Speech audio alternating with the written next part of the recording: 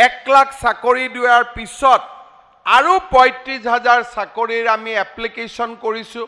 খুব কম দিনৰ ভিতৰতে তাৰো নিযুক্তিৰ প্ৰক্ৰিয়া আৰম্ভ। নমস্কাৰ বন্ধুসকল, welcome to my YouTube channel Assamese government job. এই মুহূৰ্তত আপোনালোকৰ এটা ভাল খবৰ আহি গ'ল। পুনৰ আপোনালোকৰ অসম চৰকাৰৰ পৰা তৃতীয় আৰু চতুৰ্থ বৰ্গৰ ADRE গ্ৰেড 3 আৰু গ্ৰেড 4ৰ এক্সাম কেতিয়াৰ পৰা অনুষ্ঠিত হ'ব তাৰ সম্পৰ্কে এটা আপডেট আহি পৰিছে। মুখ্যমন্ত্ৰী মহোদয়ে পুনৰ ঘোষণা কৰিছে কেতিয়াৰ পৰা আপোনালোকৰ এক্সামসমূহ অনুষ্ঠিত হ'ব, কি কৰিব লাগিব, সকলোখিনি কথা মই আপোনালোকক এই ভিডিঅ'ৰ যোগে আলোচনা কৰা হ'ব।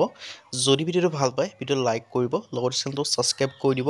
এনেকুৱা ধৰণৰ ভিডিঅ'সমূহ প্ৰতিদিনে পাই থাকিবৰ বাবে মুখ্যমন্ত্ৰী মহোদয়ে কি ঘোষণা কৰিছে মই আপোনালোকক কৈ দিছোঁ।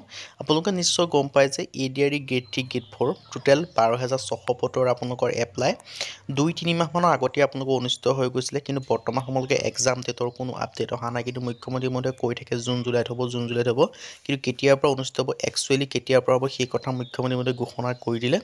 এতিয়া আপোনালোকৰ মুখ্যমন্ত্ৰী মহোদয়ে ঘোষণা কৰিছে যে আপোনালোকৰ জুন মাহত বা জুলাই মাহত, আপোনালোকৰ জুন মাহৰ শেষৰ সপ্তাহ বা জুলাই মাহৰ ফাৰ্ষ্ট উইক, সেই দুটা সপ্তাহৰ ভিতৰতে আপোনালোকৰ এক্সামসমূহ অনুষ্ঠিত হৈ যাব। এতিয়া বৰ্তমান আপোনালোকৰ মাৰ্চ মাহ হৈছে, আপোনাৰ এতিয়া মাৰ্চটো গ'লেই, এপ্ৰিল মাহ চলিব হ'বই।